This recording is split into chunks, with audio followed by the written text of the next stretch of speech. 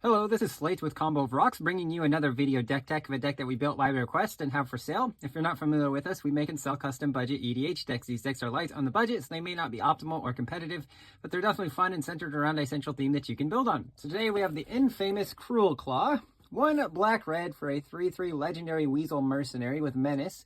When it deals combat damage to a player, exile cards from the top of your library until you exile a non-land card. You can cast that card by discarding a card rather than paying its mana cost. This is the infamous Worldfire deck. Somebody requested this. I did have a Cruelclaw and a Worldfire, so I said, you know what, why not? So the only other non-land card in the deck is Worldfire. So 6 and 3 red, exile all permanents, all cards from all hands and graveyards. Each opponent's life total becomes 1. So the whole joke here is we hit with infamous Cruelclaw. This is the only spell we can cast from him in our deck. And then we go from there, right? Once everybody doesn't have a hand or graveyard or permanent in play, each player's life total becomes 1. Then we would need a land that deals damage. So we've got Mount Doom, legendary land, tap, pay a life, add a black or red. 1 black-red tap deals 1 damage to each opponent. 5 black-red taps, sack it, and a legendary artifact. Choose 2 target creatures and destroy the rest. Activate only as a sorcery.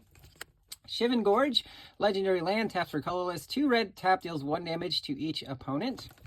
Stentia Bloodhall, taps for colorless. 3 red, black, tap, deals 2 damage to target player or planeswalker. Sunscorched Desert, when it enters, it deals damage to target player, taps for colorless. Emmerstrom Skullcairn, enters tap for black, 1 black, red, sack it, deals 3 damage to target player. That player discards a card, activate only as you could cast a sorcery. Jagged Barrens is a desert that enters tapped. When it enters, it deals 1 damage to target opponents, taps for black-red. Piranha Marsh enters the battlefield tapped. When it enters, a target player loses 1 life, taps for black. Keldon Megaliths, probably one of the best lands to follow up with Worldfire, enters taps for red. Hellbent, so you have no cards in hand. 1 red tap deals 1 damage to a creature or player. Activate if you only have no cards in hand. Barbarian Ring, taps for red, deals 1 damage to you. You can sack it for red if you have 7 or more cards in your graveyard to deal 2 damage to any target. And then we have some lands that turn into creatures. So Get to Encampment, enters tap, taps for red. 1 red, becomes a 2/1 red creature with first strike. That's still a land. Into some dual lands, we have Dragon Skull Summit. Restless Vents, this one also turns into a 2/3 red and black insect with Menace that attacks, discards a card, and draws a card. Lava Craw Reaches, taps for black-red. 1 black-red becomes a 2/2 black-red elemental creature with pay X to give it +X/+0 until end of turn. Shadow Blood Ridge, Smoldering Marsh, Canyon Slough, this one can be cycled. Temple of Malice, Scries 1. Foreboding Ruins. Arena of Glory, enters tapped unless you control a mountain, taps for red. Red tap, exert it, add 2 red. If it was spent to cast a creature spell, it gains haste. Really good for giving a Cruelclaw haste. He needs haste because your opponents are going to want to get rid of him or block him as soon as they can. So giving him haste definitely helps speed up the process. Flamekin Village, taps for red, enters tapped unless you reveal an elemental, which there are none in the deck. Red tap, target creature gains haste until end of turn.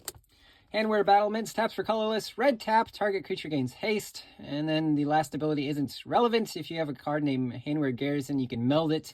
There's a cool Eldrazi side in the back, but again, not relevant for this deck. Just gives Cruelclaw haste. Rick's Mighty Dungeon Palace, taps for colorless. 1 black-red, each player discards a card, only if you could activate a sorcery.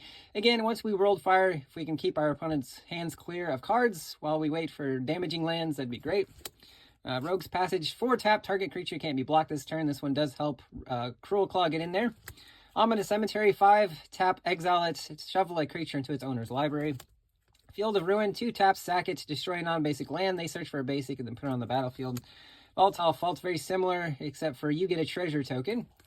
Myriad Landscape can be sacked to search for 2 basics. Tainted Peak, Molten Slag Heap. Rocky Tar Pits, searches for a a swamp or a mountain. Rakdos Carnarium, Rakdos Guildgate, Bloodfell Caves, Tramway Station, Razor Trap Gorge. Ebon Stronghold can be sacked to add 2 black, again, helping us accelerate into Cruelclaw. Spawning Pool turns into a 1/1 black skeleton that pays a black to regenerate. Dwarven Ruins, the red version of the card that sacks for 2 mana. Smoldering Spires, when enters target creature can't block this turn, taps for red. Command Tower, Thriving Moor, Thriving Bluff, And then we have a slew of mountains and swamps because I don't have enough non-basic lands. So we put a bunch of basics to kind of fill the rest of the deck, since the deck is 98 lands, a Cruelclaw, and Worldfire. But that's the deck. I hope you enjoyed it, but we'll see you next time.